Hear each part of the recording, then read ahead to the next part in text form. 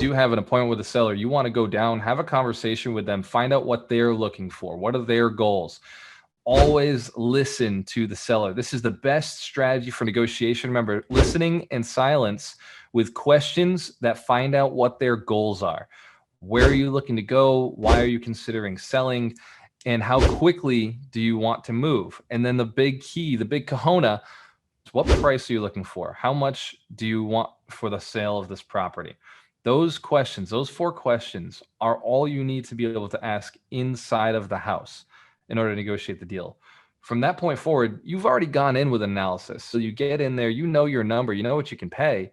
Now you're having a relationship and a conversation with the seller to find out what their situation is. How much are they looking for? Why are they considering selling? Where are they looking to go? And what is their timeline? How quickly do they want to go? And then if the house is in really rough shape, are you looking to do some work here, or are you looking to sell this without doing any work? And this is where the negotiation begins. If the house is in great shape, maybe your price comes up a little bit. If the house is in worse shape than you thought, maybe the price comes down a little bit.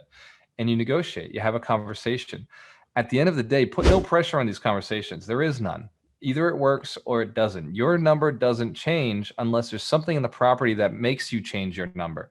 If you get out there and you realize, wow, my analysis was wrong, this is worth a little more than I thought, maybe your number would come up. Or if you get out there and you realize your analysis was wrong and maybe the price needs to come down, you can make those adjustments on the fly, because as you know, my homework is always analyze 100 deals. You don't belong putting offers in unless you know what you're putting offers in on.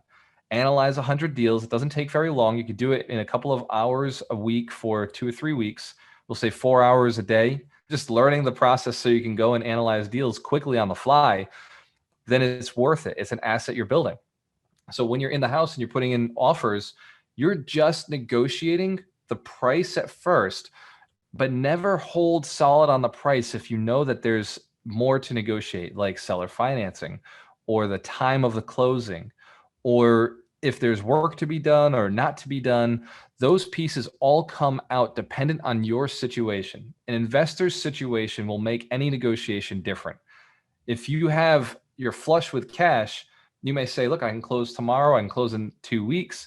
If you have no cash, you may have to ask for 30 days or 45 days.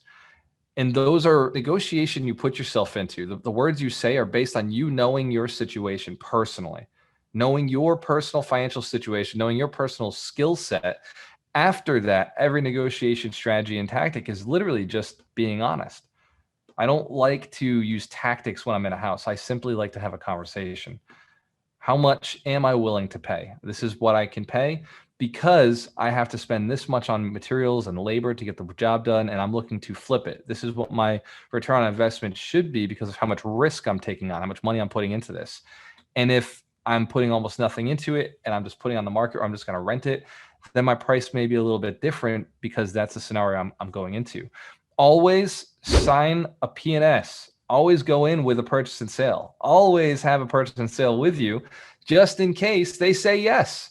Just in case they say yes. And if you're a wholesaler, an option to purchase. We use options to purchase, not purchase and sales agreements. Although you could use a P&S with an assignment clause. I prefer the option to purchase because it allows you to back out of it much easier. And you put $100 down. We never put more than $100 down when we're working with a motivated seller. When we're working with, especially with an unsophisticated seller who doesn't know how to ask for more, you always say, oh, we have to put $100 down on this.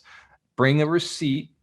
Always have a copy of a receipt that you provided a deposit so that you have proof. That $100 could be a check. It could be in cash. It doesn't really matter, but you always need a receipt of proof of deposit so that you know that you've put money down. If you end up wholesaling it, then you wholesale it and that money is just part of that deal. And you assign the clause to somebody else, assign the contract to someone else with your profit in there. If you're wholesaling, you're concerned about how you get paid, just have an attorney on the deal. Make sure that your attorney is setting everything else up. Like, it's a very simple process.